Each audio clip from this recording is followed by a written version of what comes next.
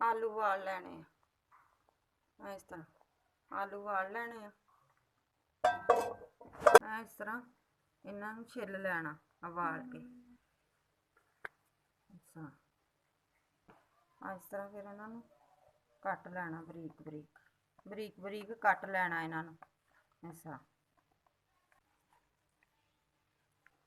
बिस्मिल्लाहिर्रहमानिर्रहीम अस्सलाम वालेकुम। आज असी आलू का रायता बनावांगे आलूआं का रायता बनावांगे। मैं बना के दिखाऊंगी बहुत ही आसान। गर्मियां वास्ते ए बहुत पसंद करते आ लोग, बच्चे बहुत खाते हैं, वड्डे चावलों ते पाओ उस तरह खाओ। आओ मैं दिखाती हूँ बना के। बिस्मिल्लाहिर्रहमानिर्रहीम। दही पा लेना असी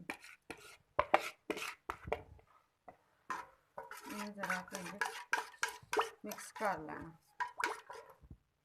ये असी आलू वाले हुए कट लेने उबाल के बरीक कर लेना। बिस्मिल्लाह।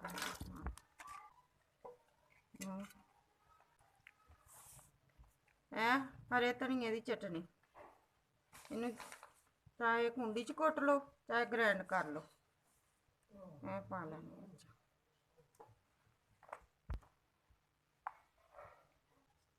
हल्का लून पा लेना जिन्ना क जरूरत हो उन्ना। देखो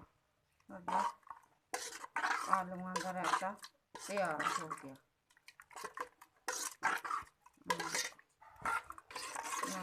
चौलों से पा के खाओ चाहे उस तरह खाओ, बच्चों दो वड्डे खाओ।